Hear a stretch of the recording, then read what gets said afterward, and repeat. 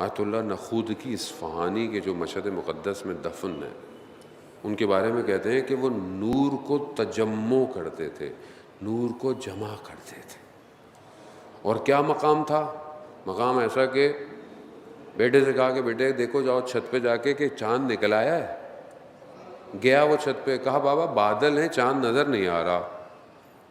کہا جاؤ بادلوں سے کہو کہ نخودکی اصفہانی کہہ رہا ہے ہٹ جائیں، مجھے چاند دیکھنا ہے۔ بادل ہٹ گئے۔ کیسے آدمی وہ خود کہتے تھے کہ مشہد میں کوئی سائل صرف میرا دروازہ کھٹکھٹائے، بولے بھی نہیں، اس کی مشکل حل ہو جائے گی، چلا جائے، لیکن میں نہیں چاہتا کہ کوئی میرے دروازے پہ آئے۔ جب امام رؤوف ہے مشہد میں تو میرے پاس آنے کی ضرورت نہیں۔ خوب یہ رابطے کیسے ہو گئے، شناخت کیسے ہو گئی؟ زحمت کی ہے، محنت کی ہے۔ اب آپ بولے نہیں مولانا صاحب فارمولہ دیتے ہیں جلدی سے نکل جائے۔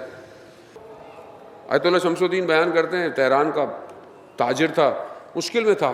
بھلے میں آپ کو واقعہ اس لیے سناتا ہوں کہ بعض مولانا صاحب واقعہ اصل مسئلہ ہوتا ہے کہ کہیں لے کے جانا ہوتا ہے، اور داستان میں واقعے میں یہ کوالٹی ہے، اور مستند ہے واقعہ آتا ہے۔ میں خواب واب نہیں سناتا آپ لوگوں کو، میں نے خواب دیکھا، ایسی کوئی بات نہیں ہے، مستند کتاب۔ آیت اللہ شمس الدین آیت اللہ عظمیٰ بہجت کے وہ خاص شاگرد ہیں کہ جنہوں نے دنیا میں تبلیغ کی ہے، دوسرے ملکوں میں جا کر، خاص آیت اللہ بہجت کے شاگرد ہیں، اور انہی کی 39 جلد کتاب میں سے جو مختلف ٹاپک پر ہے کہ جو ابھی 100 جلدیں چھپنا باقی ہیں، 39 چھپ چکی ہیں، انہی میں سے میں آپ کی خدمت میں بیان کرتا ہوں۔ میں کتاب کا ریفرنس دیتا ہوں اگر کوئی بات کہتی ہے، میں کوئی اپنی طرف سے بات نہیں کرتا۔ خدا نخواستہ کسی کے ذہن میں آئے کہ مولانا صاحب جو ہے وہ اپنی طرف سے کوئی داستان بنا رہے ہیں، ایسا کوئی نہیں ہے۔ عزیزان محترم، آیت اللہ شمس الدین بیان کرتے ہیں کہ ایک تاجر تھا تہران میں، مشکلات ہوئی، مالی مشکلات کا شکار ہو گیا۔ ایک عارف کی خدمت میں گیا، انہوں نے کہا کہ یہ عمل کرو، ختم کرو، مشکل حل ہو جائے گی۔ انہوں نے عمل کیا لیکن مسئلہ حل نہیں ہوا۔ ایک دن دیکھا کہ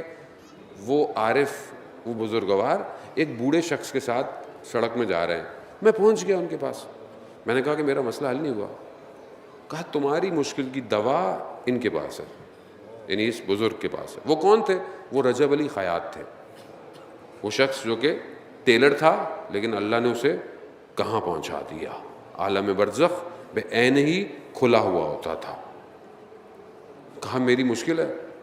کہا تمہاری مشکل یہ ہے کہ تمہارے بہن کے شوہر کو 4 مہینے ہو گئے مرے ہوئے، تم نے اپنے بہن اور اس کے یتیموں کو پرواہ نہیں کی، تم نے کوئی ان کی خبر نہیں لی، جاؤ رسیدگی دو۔ وہ گیا، ان کی مدد کی، اس کا مشکل حل ہو گئی۔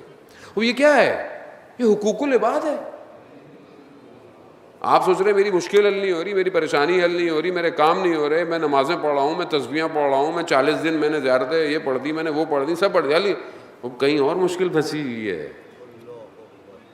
اور جب آپ اس کو حل کرنے کی کوشش کریں گے تو آپ کلیکٹیوٹی ایک درخت کی طرح بنیں گے، تبھی امام آپ کو اپنے گلستان میں جگہ دیں گے۔